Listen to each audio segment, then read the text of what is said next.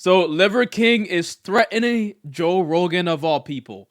Liver King, people, the fraud that we all know, the guy who takes steroids and eat liver and try to sell people things, who actually made a lot of money and became very successful, showing the world that all you have to do is eat raw meat and lie about your physique. I could technically become a bicep king or whatever the hell.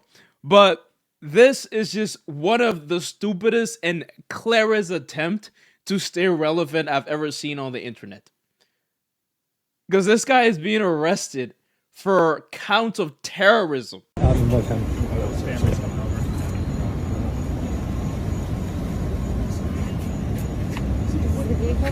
Yeah. And these items are for you.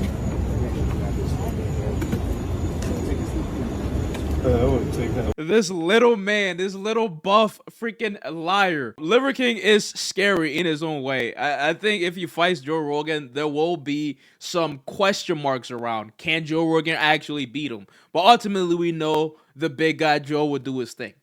You know, what really makes this very shocking to me is how it all came about. Because if you were a regular person, if Liver King actually had an IQ more than zero point 0.2, he will realize that saying things like this about someone that is very popular and has a lot of influence can get you landed in jail. It's almost as if I feel like he did this on purpose. But that's besides the point. Check it out and judge it yourself. Anything and everything. Because Joe Rogan, we don't have to make videos to pretend anymore. All of this is happening. We're coming to you. I've challenged you man to man to a fight. Honorable. And we don't have to pretend or make any videos. The world is watching. They'll make the videos for us. And you don't have to hold a camera. You can hold the hand of somebody that you love, because what happens next to you, you're going to need to remember that feeling. You're going to need something more than what you did to give you something to fight for, because I have my family to fight for. And I'll die for them, you know that. And you're a black belt, but you've never come across something like this. Willing to die, hoping that you'll choke me out. I pray to God, because that's a dream come true. It feels good. And then the limbs, I'm fighting for my family. So limb. Go ahead. But then you have to contend with something else. And I weigh 177 pounds. An actual savage. And so at first, So you get the point. You know, there's a lot of questions here, first of all. Why the hell is Liver King's mouth blue? There could be a lot of things. It could actually be meth, but it could be a lot of reasons, so we're not gonna make blind assumptions. This guy also has one pupil dilated and another not dilated, which is concerning. I'm sure there's a lot of news and doctor articles out there that we can read and make suggestions about. But overall, the appearance of Liver King is concerning to a lot of people. And a lot of people have talked about why they're concerned. This guy is on a lot of drugs. So that could make his threats to Joe Rogan a little unhealthy, because we don't know what he's capable of. And throughout this whole thing and getting familiar with the situation, I still don't know what Joe Rogan said to him.